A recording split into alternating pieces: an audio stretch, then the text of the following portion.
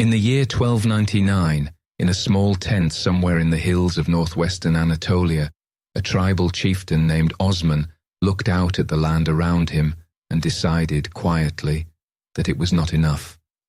Tonight, we watch what he began. Settle in now, wherever you are.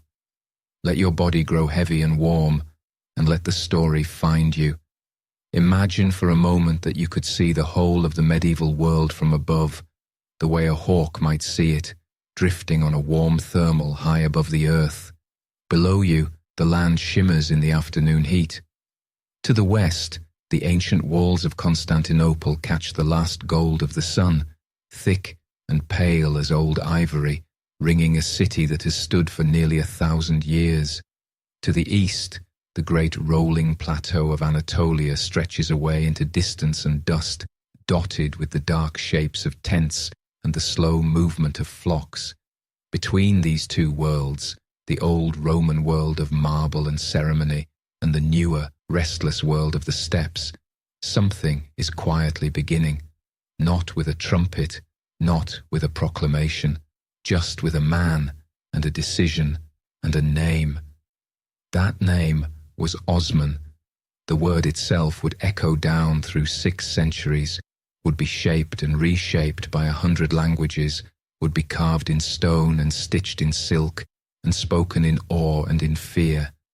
But in the year 1299, it was simply the name of a leader of the Kayi, a Turkoman tribe who had settled in the hills and valleys of northwestern Anatolia, a region called Bithynia, where the winters came cold off the mountains and the springs were green and brief and very beautiful.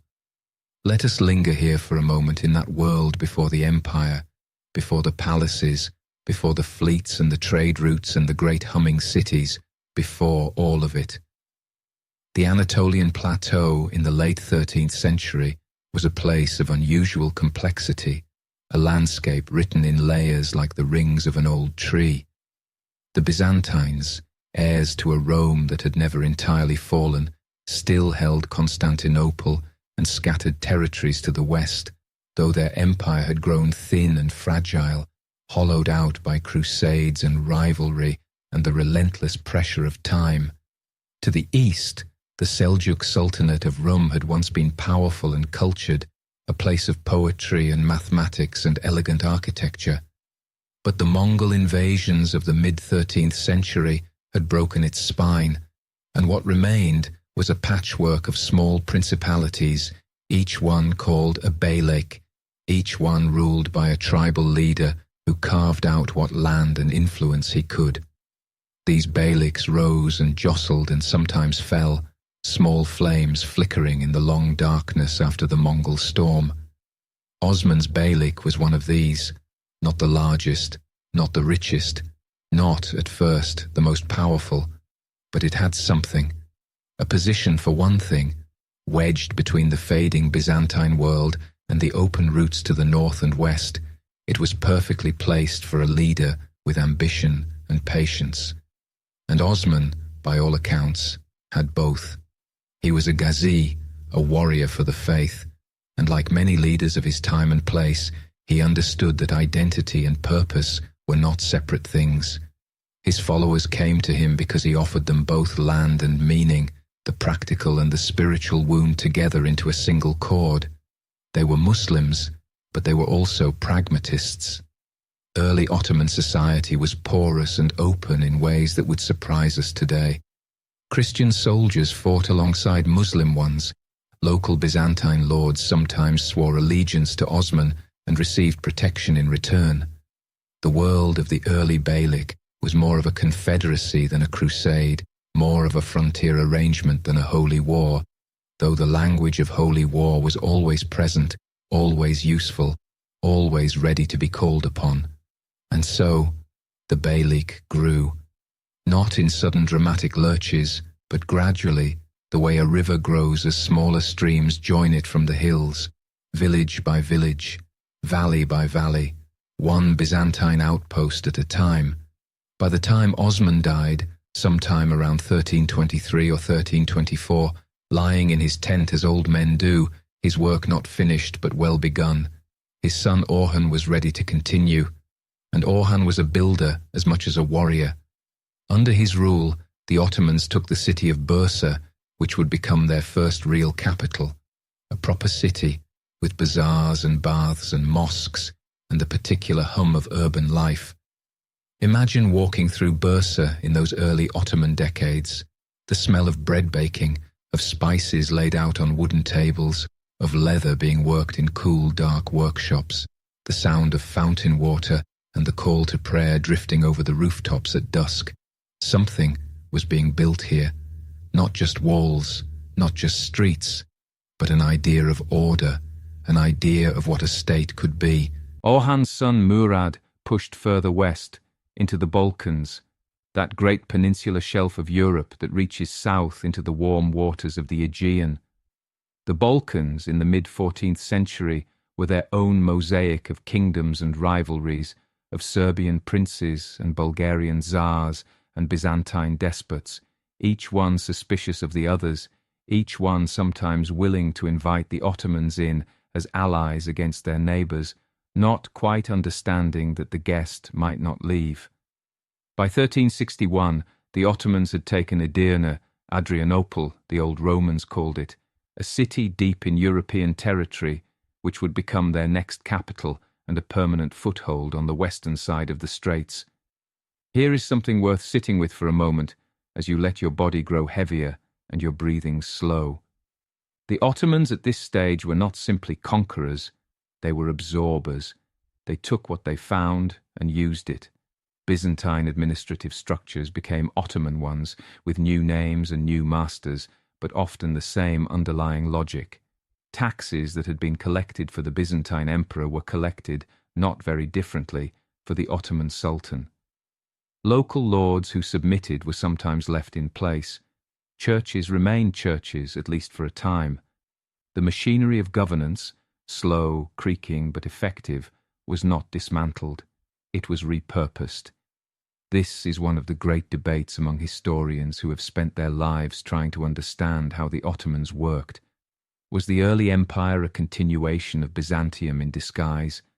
Was it a frontier confederacy, a gang of pragmatic warriors who found that Islam gave them useful cohesion? Was it a nomadic Turkic tradition writ large, the ancient ways of the steppe peoples applied to a more complex world? The answer is probably yes to all of these things, in different proportions at different moments. Empires are not single things, they are accumulations, and the Ottoman accumulation, in its early centuries, was remarkably good at holding contradictions together. But let us drift forward now, forward through the decades, toward the moment that would define everything, toward 1453. Close your eyes for a moment, or let them rest, unfocused, on the darkness, and imagine the city of Constantinople in the spring of that year. It is April, and then May. The Bosphorus glitters in the cool morning light, and on the western side of the great land walls, those enormous triple walls that had held off armies for 1,000 years, a young sultan is waiting. His name is Mehmed. He is 21 years old.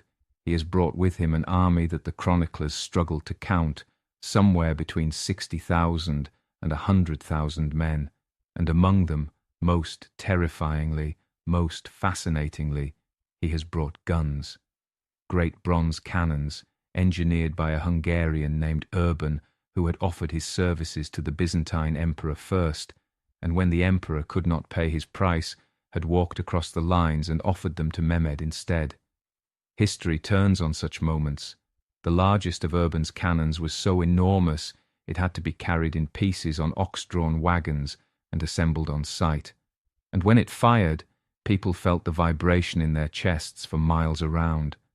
Inside Constantinople, the Emperor Constantine XIII, the last emperor, though he did not yet know he was the last, walked his walls at night. The city he ruled was a ghost of what it had been. 1 million people had once filled these streets. Now perhaps 50,000 remained, many of them Italian merchants who had more interest in their trade routes than in the fate of a dying empire. The great Hagia Sophia still stood, its dome a miracle of mathematics and faith, its mosaics dimmed by centuries of incense smoke and candlelight. The city smelled of old stone and sea air, and the particular quiet of a place that has been waiting for something for a very long time. The siege lasted 53 days, and on the morning of the 29th of May 1453, the walls were breached. The last Byzantine emperor died fighting, according to legend removing his imperial regalia so he would not be recognized, so he would die as a soldier and not a symbol. Whether the story is exactly true, it is exactly right. Constantine V disappeared into the fall of his city and was not found, and the Byzantine Empire, the Eastern Roman Empire, which had kept the flame of Rome burning for 1,000 years after the western half had gone dark, ended. Mehmed rode into the city on a white horse.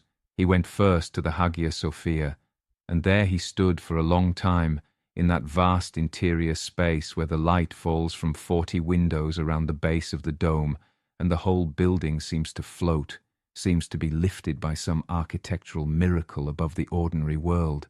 He stood there, and he said that it would become a mosque, and from that day it was. But Mehmed was not a destroyer.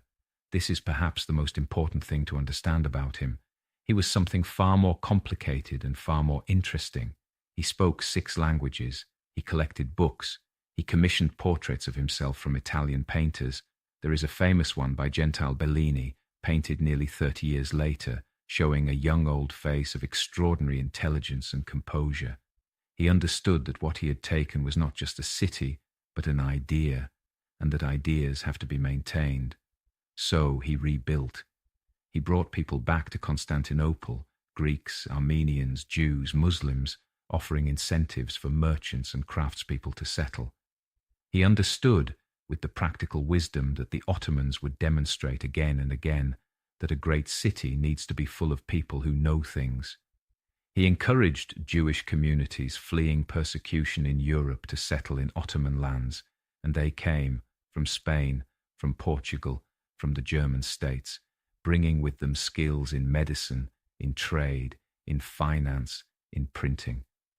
The Ottoman Empire at its best was a mosaic, many colours, many pieces, held together in a pattern that, when the light fell right, was genuinely beautiful. Let us rest here for a while. Let the image of Constantinople settle in your mind. The Hagia Sophia, with its dome floating above the city in the early morning. The Bosphorus below, always the Bosphorus, that narrow channel of water between 2 continents, where the current runs swift and blue and cold, where the ships of 100 nations have always come and gone. The city on its 7 hills, the smell of fish and spice and the salt wind off the sea. The Ottomans called it Konstantiniye, the city, and now it was theirs. In the decades after 1453, the empire continued to expand in all directions, the way a fire spreads when the conditions are right, not unstoppably, not without setbacks, but with a persistent, patient energy that overcame obstacle after obstacle. The Balkans were consolidated. Greece came under Ottoman control. The Black Sea became an Ottoman lake. In the east, Mehmed fought the Anatolian beyliks, absorbing or defeating the other principalities that had once been his rivals or neighbours. After Mehmed came Bayezid, and after Bayezid came Selim. Selim deserves a moment because he is one of those figures in history whose brief reign changed everything. He ruled for only 8 years, 1512 to 1520, but in those 8 years he nearly doubled the size of the empire. He turned east and south with a ferocity that left the chronicles breathless. He defeated the Safavid Persians at the Battle of Chaldiran in 1514, a battle fought on a flat plain in eastern Anatolia where the Ottoman guns again proved decisive against cavalry that had never faced such firepower. He moved into the Arab world, Egypt, Syria, the Hejaz, absorbing the Mamluk Sultanate, which had ruled Egypt for centuries, in a campaign of astonishing speed. And with Egypt came something of extraordinary symbolic weight. In Cairo, Selim met the last of the Abbasid caliphs, a descendant of the ancient dynasty that had once ruled the Islamic world from Baghdad, now maintained as a figurehead by the Mamluks, a symbol without power. There is a story, probably embroidered, possibly true, that this last Abbasid caliph transferred to Selim the title, the relics, and the authority of the Caliph of Islam, the Prophet's mantle, the Prophet's sword, the keys to the holy cities of Mecca and Medina. Whether the transfer was quite so formal as the story suggests, what is clear is that from the reign of Selim onward, the Ottoman sultans claimed the title of Caliph, leader not just of their empire, but in theory of all Sunni Muslims everywhere. It was an enormous claim, and for 4 centuries it carried real weight. Now breathe gently, and let us move forward once more into the long golden afternoon of the empire, into the reign of the man the Europeans called Suleiman the Magnificent. Suleiman became sultan in 1520 when he was 26 years old. He would reign for 46 years, and under him the Ottoman Empire reached what most historians consider its greatest extent, its deepest organization, its most elaborate expression of what it could be.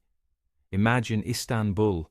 The city had acquired this informal name from the Greek words meaning roughly to the city or in the city, the way people had always said they were going. Imagine Istanbul in the middle of the 16th century. The population had grown to several 100,000, making it one of the largest cities in the world, rivaled only by Beijing and perhaps a few others. The skyline was a forest of minarets and domes, the great mosques rising above the city like stone prayers. The Suleymaniye, built by Suleiman's architect Mimar Sinan, perhaps the greatest building of the Ottoman world, its proportions so perfect that standing inside you feel not awe exactly, but something quieter and deeper than awe, a kind of certainty, the certainty that human beings at their best can make something worth making. The Topkapi Palace occupied the first hill of the city, looking out over the Bosphorus and the Golden Horn and the Sea of Marmara, 3 bodies of water visible from a single vantage point, which tells you something about where this city sits in the world, poised between continents, watching the traffic of nations. Inside the palace, life moved to its own slow rhythms. The kitchens fed thousands every day, not just the Sultan's household, but officials, servants, students, the poor of the city who lined up at the palace gates at certain hours to receive food. The Topkapi was a city within a city, a world within a world, and at its heart, the imperial harem, that complex of rooms and courtyards that has been so misunderstood and so romanticized by later centuries. The harem was not simply a place of pleasure, it was an institution of considerable political power.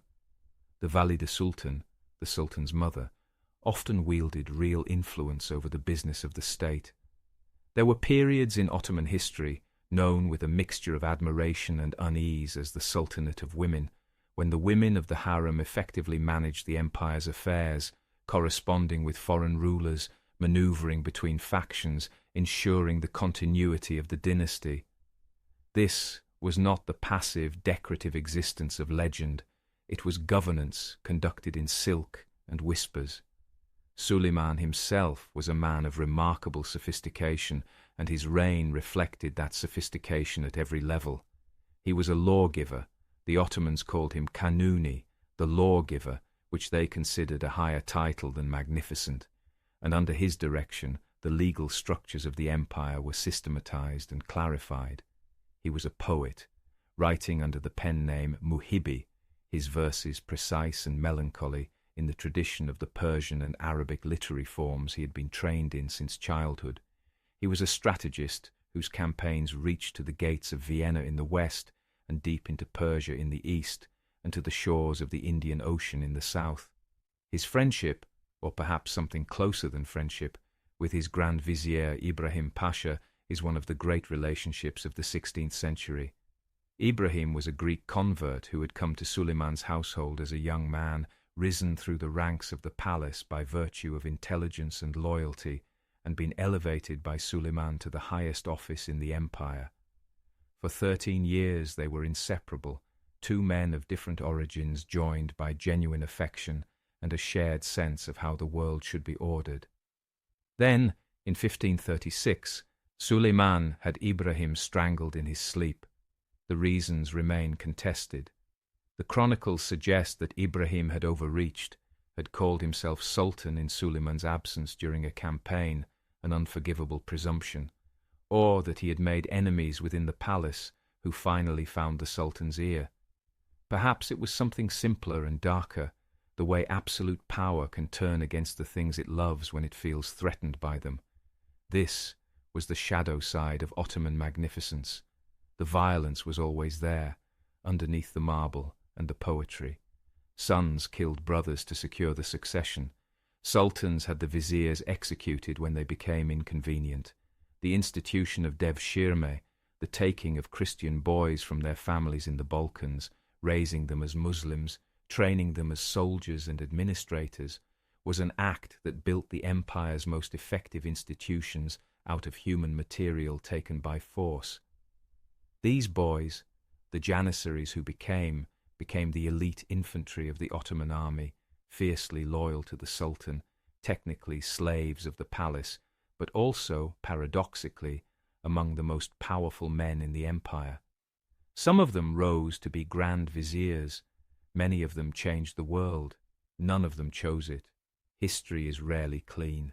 The Ottoman Empire, like all empires, was built on things that cannot be entirely admired, and yet it lasted, and it functioned, and for the people who lived within it, the ordinary people, the merchants and farmers and craftspeople and scholars, it provided, more often than not, something that can reasonably be called order. Let us talk about those people for a moment, not the sultans, not the viziers, just the people. In the Ottoman system, different communities, different religious groups, different peoples were organized into what were called millets.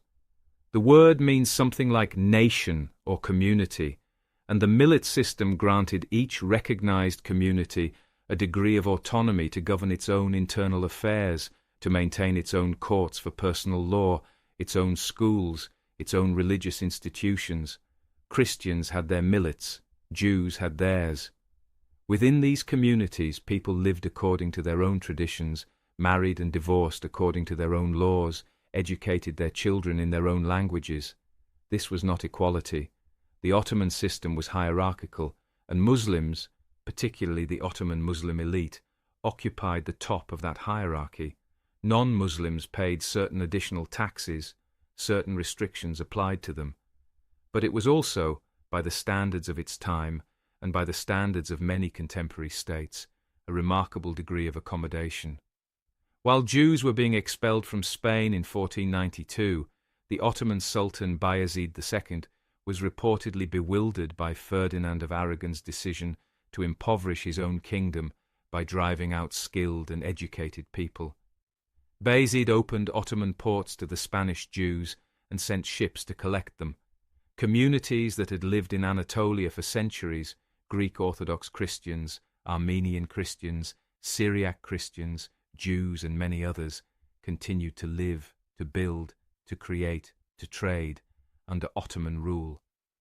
The bazaars of Istanbul and Edirne and Cairo and Damascus and Baghdad, these were not monocultural spaces. They were the most cosmopolitan places in the world. Walk through the Grand Bazaar of Istanbul in the 16th century, and you would hear a dozen languages, smell the spices of 4 continents, see fabrics from China and India and Persia and Florence laid out side by side on wooden counters, watch merchants in turbans and merchants in European hats negotiate in Arabic and Greek and Ladino and Armenian and Turkish, and sometimes in all of them at once. This was the empire at its best, a place where the world met itself and traded and kept moving. Now let the image soften a little. Let the noise of the bazaar fade to a gentle background murmur, and imagine instead the water, the Bosphorus at night, dark and deep, the lights of the city reflecting in broken patterns on the surface, the slow creak of a wooden ship at anchor, a sailor from Genoa sleeping on deck under unfamiliar stars, dreaming of home. A scholar in a lit window above the water, reading by oil lamp, turning a page carefully, as if the knowledge inside it might be disturbed by careless hands. The empire dreamed its long dream, and slowly, as all long dreams must, it began to change. The high point of Ottoman power is usually placed somewhere in the 16th century, the reign of Suleiman, the great campaigns, the magnificent buildings, the legal order, the cosmopolitan cities. After Suleiman died in 1566, on campaign in Hungary, in his tent, of old age and illness, though the army was not told for days so as not to disrupt the battle, the empire did not collapse. Empires rarely collapse quickly. They change, they adapt, they drift, like great ships slowly losing their heading. The sultans who came after Suleiman were, with some exceptions, less formidable than their predecessors. This was not entirely their fault. The palace system that had trained Suleiman so well, that had sent young princes out to govern provinces, to feel the weight of real administration in their hands before they ever reached the throne, was quietly abandoned in the later 16th century.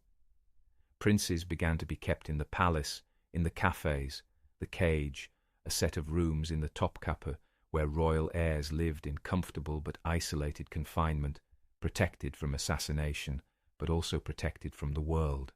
Men came to the throne having never governed anything, having never commanded an army, having sometimes never even left those gilded rooms. The consequences for the quality of Ottoman leadership were exactly what you would expect. But the empire was larger than its sultans. The bureaucracy, that great apparatus of scribes and judges and administrators and tax collectors and military officers, continued to function. The Grand Vizier held the empire together through decades of uncertain sultans, and the economy, the fundamental engine of Ottoman power, remained resilient and adaptable through much of the 17th century. There were wars, of course. The Ottomans and the Safavid Persians fought and fought again along the eastern frontier, campaigns in the mountains and deserts of the Kurdish highlands, back and forth across territory that neither side could ever entirely hold. The Ottomans fought the Venetians for the islands of the eastern Mediterranean.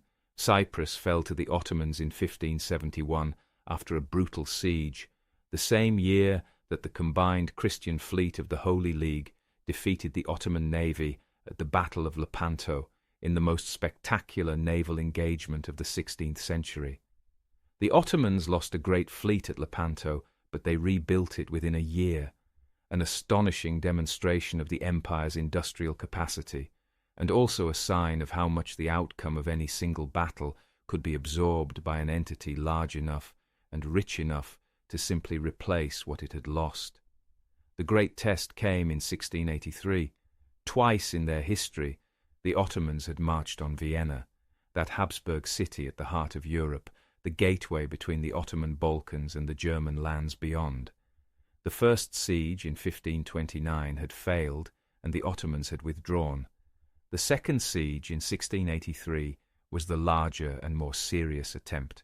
A vast Ottoman army, commanded by the Grand Vizier Kara Mustafa Pasha, a man of enormous ambition and somewhat uncertain judgment, camped before the walls of Vienna through the summer, while the city held on behind its defences, waiting for relief. The relief came on the 12th of September, 1683. A combined force of Austrian and Polish troops, commanded by the Polish king Jan Sobieski, descended from the hills to the west of the city in what became the largest cavalry charge in recorded European history. The Ottoman camp was broken. Kara Mustafa Pasha retreated, and then retreated again, and was eventually strangled on the Sultan's orders for the disgrace of his defeat. Vienna remained in Habsburg hands. Historians have long pointed to 1683 as the turning point, the moment when the Ottoman tide began, slowly, to recede. And there is something to this reading. The wars that followed the second siege of Vienna went increasingly badly for the Ottomans. By the Treaty of Karlowitz in 1699, they ceded Hungary and Transylvania to the Habsburgs, the first major territorial losses in Europe. The 18th century brought more defeats, more losses. the frontier gradually pushing eastward, the great gains of the 16th century slowly bleeding away. But let us be careful here. The story of Ottoman decline is a story that was partly told by the Ottomans' enemies and partly told by later scholars who knew how it ended and worked backwards to find the explanations. The empire in the 18th century was not, by most measures, a failing state. Its economy remained large and active. Its military remained formidable, if no longer invincible. Its administrative capacity remained considerable. The population was growing. Trade continued. What had changed was the relationship between the Ottoman Empire and the states of northwestern Europe. The previous 2 centuries had seen an acceleration of European technological and economic development that the Ottomans had not matched. The new ocean trade routes around Africa to Asia, across the Atlantic to the Americas, had bypassed the Ottoman-controlled Eastern Mediterranean, diverting the great flows of trade that had enriched Ottoman cities. The scientific revolution and the military innovations that followed from it had given European armies advantages that were becoming increasingly difficult to ignore.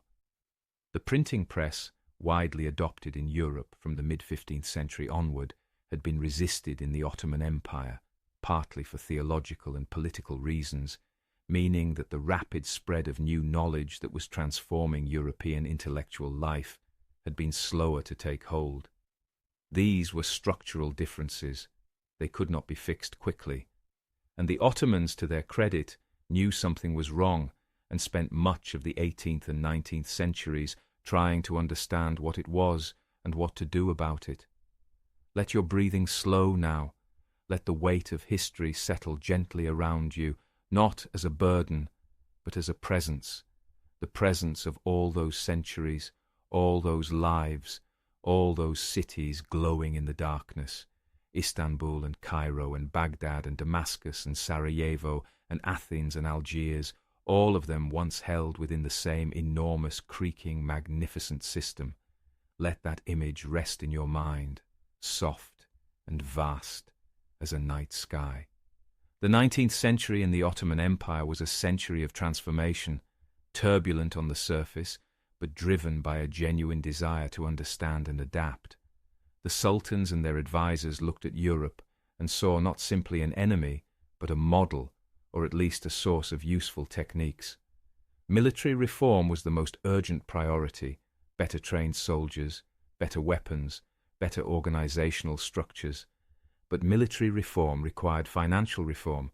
Financial reform required administrative reform.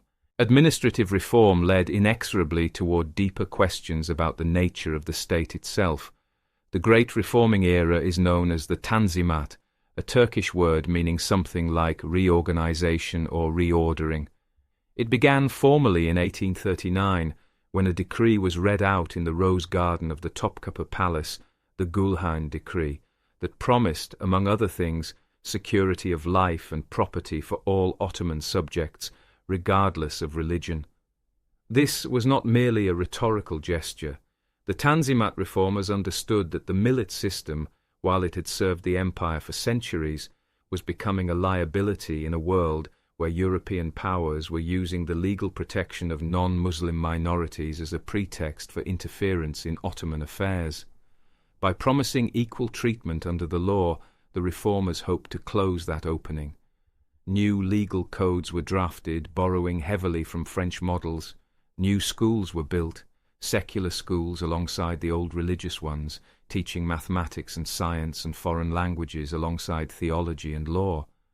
The telegraph arrived, and then railways, threading slowly across the Anatolian plateau and into the Arab provinces, pulling distant places into closer connection with the centre. Newspapers proliferated. A generation of young Ottomans grew up reading about Darwin and Rousseau and the French Revolution, about constitutionalism and nationalism and the rights of man. And there was the question of nationalism. The French Revolution had released something into the world that no empire, not the Ottoman Empire, not the Habsburg Empire, not the Russian Empire, was going to be able to put back in the bottle. The idea that a people sharing a language, a history, a culture, a religion should be governed by themselves and for themselves, this idea spread through the Balkans like fire through dry grass. The Greeks rose in revolt in the 1820s and won their independence with the help of Britain, France, and Russia.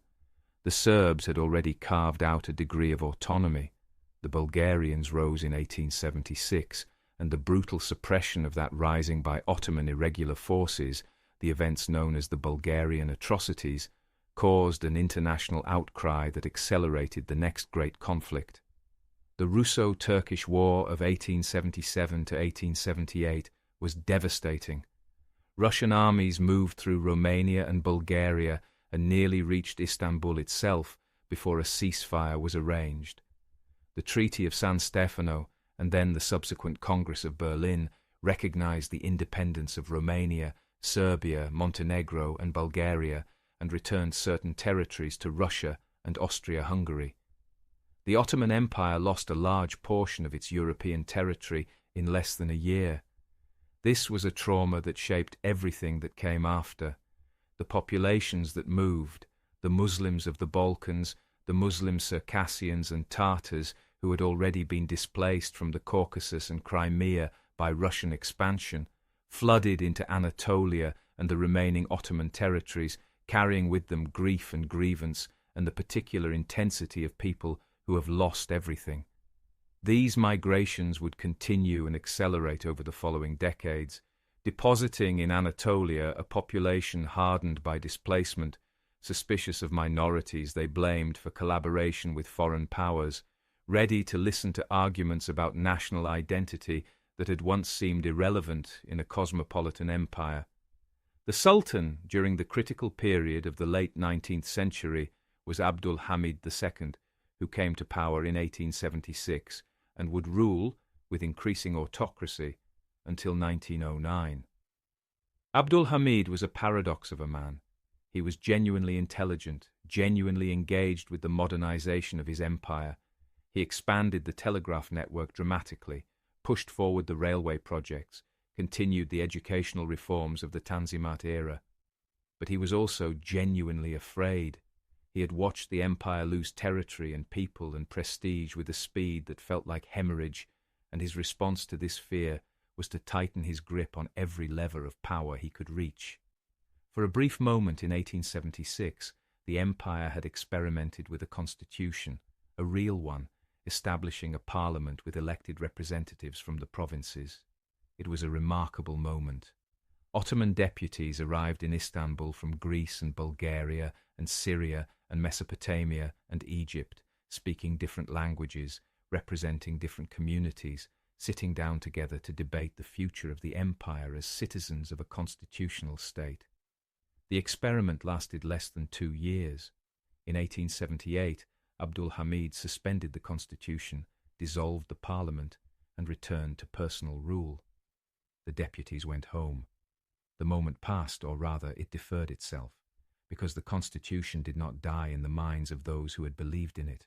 It went underground into the coffee houses and reading rooms and military academies where a new generation of Ottoman intellectuals was forming. These were the people who came to be called, somewhat loosely, the Young Turks, though the most important organization among them was more formally named the Committee of Union and Progress, the CUP.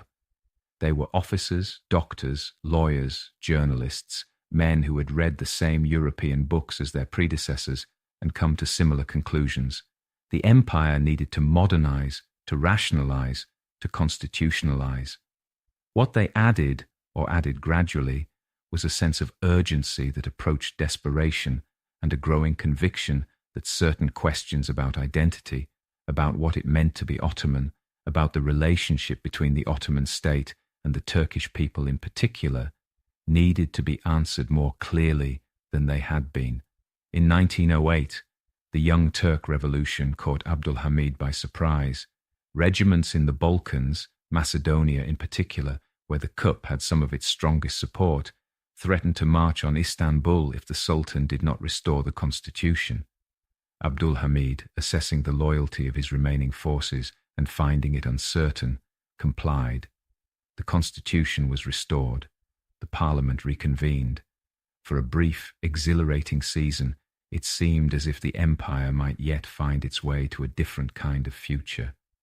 The celebration in the streets of Istanbul was extraordinary by all accounts. People who had never spoken to each other embraced.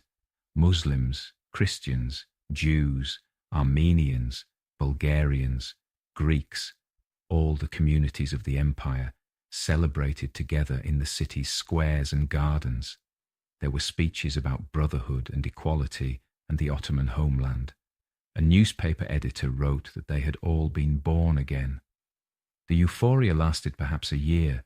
The Balkan Wars of 1912 and 1913 were the catastrophe that ended it.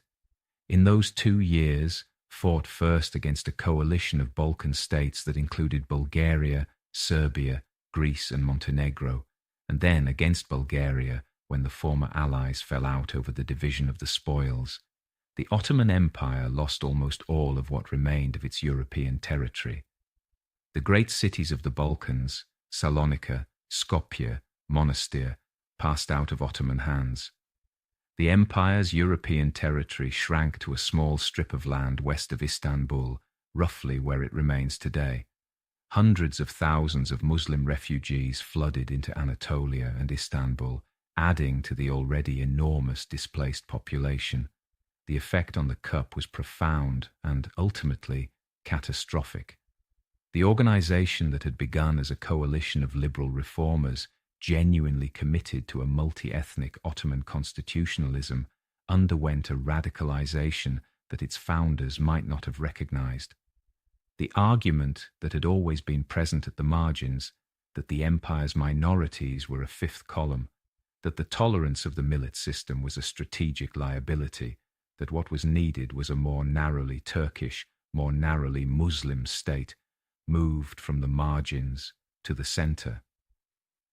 In January 1913, a Cup faction led by Enver Pasha staged a coup, seizing the government and establishing what was in practice a military dictatorship.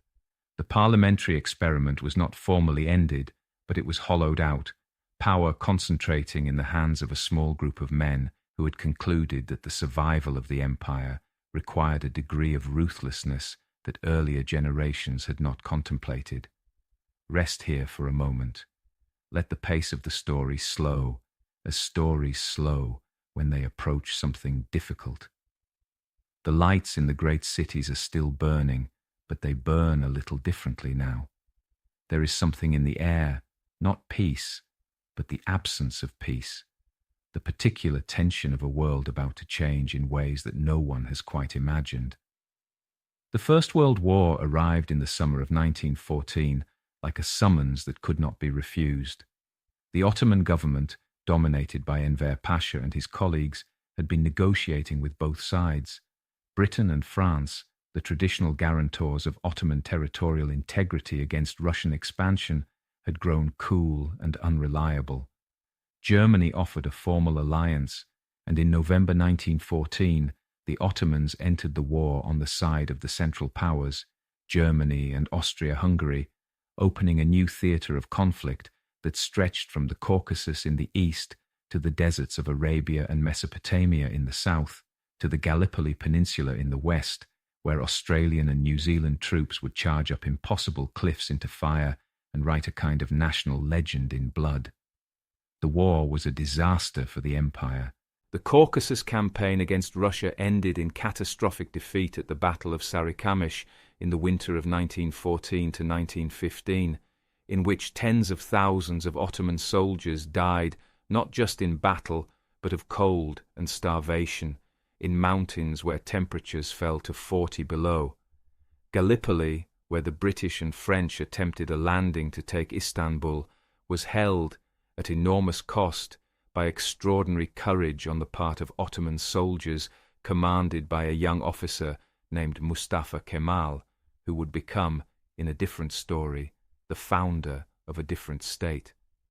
But Mesopotamia and Palestine were lost, the Arab provinces slipping away as the Arab Revolt of 1916, encouraged and partly organized by the British officer T.E. Lawrence and the Hashemite Sharif Hussein of Mecca, cut across the Ottoman south, and in this darkness, the darkest thing of all, In 1915 and the years that followed, the Ottoman government, the QP leadership, made a decision whose nature and consequences historians continue to examine and debate, though its basic facts are not in serious dispute.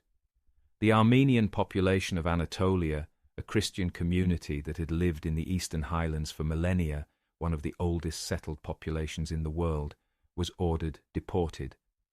The ostensible reason was security, the claim that Armenian communities were collaborating with the advancing Russian army on the Eastern Front. The reality that unfolded was a systematic program of killing and forced displacement that resulted in the deaths of somewhere between 600,000 and more than 1 million people. They died in massacres carried out by soldiers and irregular forces. They died on the forced marches into the Syrian desert of thirst and hunger and exposure. They died in mass drownings in the Black Sea. The Assyrian and Greek Christian communities of Anatolia were also subjected to violence and displacement on a scale that many historians similarly classify as genocide. This is the part of the Ottoman story that cannot be softened or sentimentalized. It happened. It was policy. It was carried out with deliberate intent, and its consequences, the near-total disappearance of the Armenian, Assyrian and Greek communities that had been part of Anatolian life for longer than the Ottomans themselves, reshaped the human geography of the region in ways that are still felt today. The war ended in 1918 with the Ottoman Empire on the losing side. The Sultan signed armistice terms in October. Allied ships entered the Bosphorus and anchored before the city that had been the centre of the world, or at least of a very large part of it, for 6 centuries. British and French troops occupied Istanbul. Ottoman armies were disbanded. The empire's Arab provinces were divided between Britain and France under mandate arrangements that created, in rough outline, the borders of the modern Middle East, borders that were drawn in offices in London and Paris with a combination of strategic calculation, mutual compromise, and breathtaking ignorance of local realities, borders whose consequences are still being lived with today. The Allied powers gathered in Paris to plan the further partition of the empire. By the Treaty of Sèvres in 1920, the Ottoman territories in Anatolia itself were divided, portions assigned to Greece, to a proposed Armenian state, to an Italian zone of influence, to a French zone. The Sultan's government under occupation in Istanbul signed, but not everyone agreed. In the mountains and plateaus of central Anatolia, a resistance had been organizing. Its leader was Mustafa Kemal, the general who had held Gallipoli, one of the very few Ottoman officers to emerge from the war with his reputation not just intact, but enhanced. Kemal had refused to accept that the war's end meant the end of Turkish sovereignty. He had slipped out of Istanbul, travelled to Samsun on the Black Sea coast, and begun the work of building a new army and a new political movement from whatever remained. The Turkish War of Independence lasted from 1919 to 1923. It was a war on multiple fronts, against the Greek army that had landed at Izmir and advanced deep into western Anatolia, against Armenian forces in the east, against French troops in the south, against the political authority of the Allied occupation in Istanbul. It was brutal in many of its aspects. The Greek and Turkish communities of western Anatolia, who had lived in complex and sometimes troubled coexistence for centuries, suffered enormously in the fighting and its aftermath, and the end of the war would bring a massive compulsory population exchange that was unprecedented in scale. But it achieved its strategic objective. The Greek army was defeated.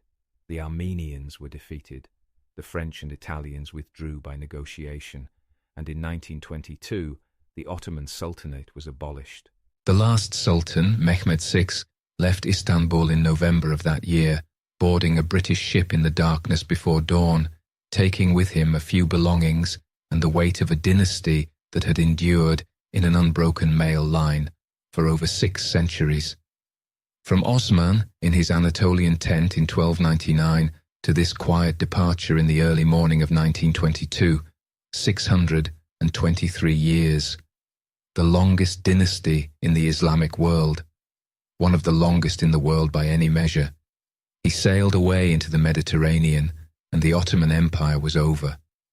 In 1923, the Republic of Turkey was proclaimed, with Mustafa Kemal, who would eventually take the surname Ataturk, father of the Turks, as its first president. A new country, built from the Anatolian heartland of the old empire, secular and nationalist, where the empire had been religious and cosmopolitan, certain about its identity in ways that the empire, for much of its history, had never needed to be. Now, let the story grow quiet. Let it settle, the way a long piece of music settles into its final notes, the way a fire settles in the late hours of the night, glowing deep and steady as the flames go low. What remains of the Ottoman Empire? More than most empires leave behind. The Hagia Sophia still stands, its dome still floating above Istanbul, still gathering light through its 40 windows.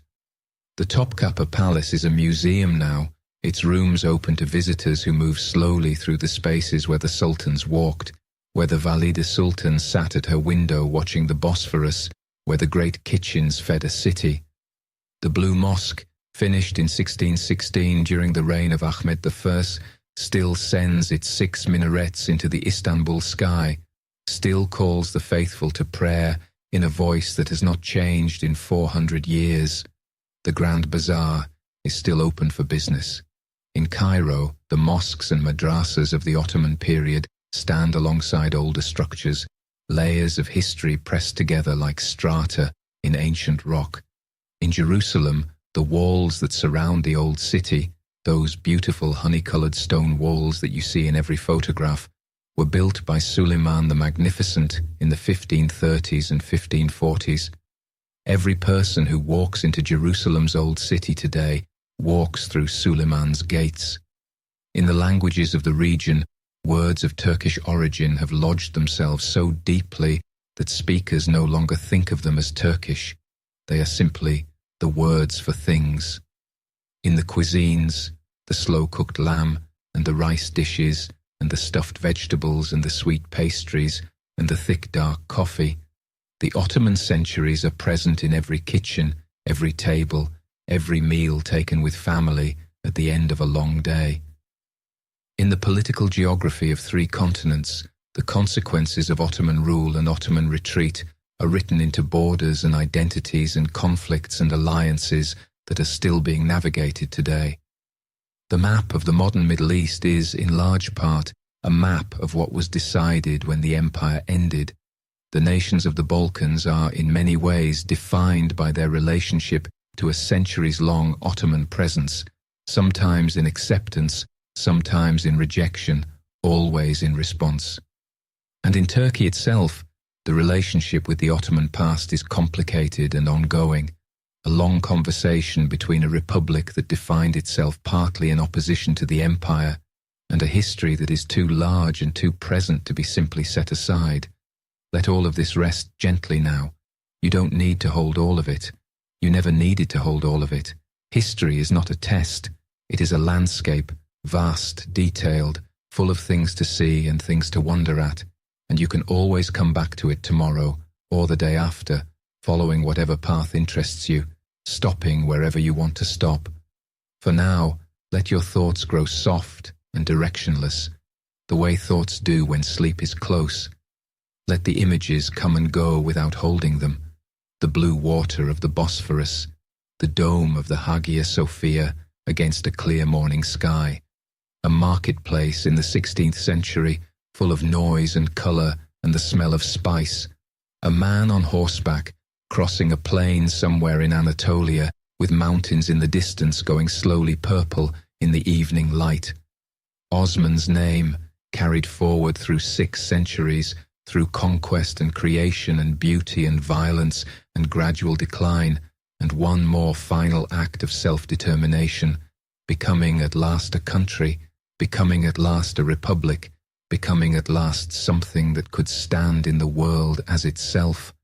All those sultans sleeping now, all those grand viziers, all those soldiers and merchants and scholars and architects and poets, all those ordinary people who went to market on ordinary mornings and fed their children and worried about the weather and the harvest and the tax collector and the news from the frontier. All of them resting now in the long quiet of history, as you are resting now in the long quiet of night. The Bosphorus still flows between two continents, the current running swift and cold and indifferent to the names of empires, carrying its dark water from the Black Sea to the Sea of Marmara, the same water that has flowed past this city since long before the Ottomans came and long after they were gone.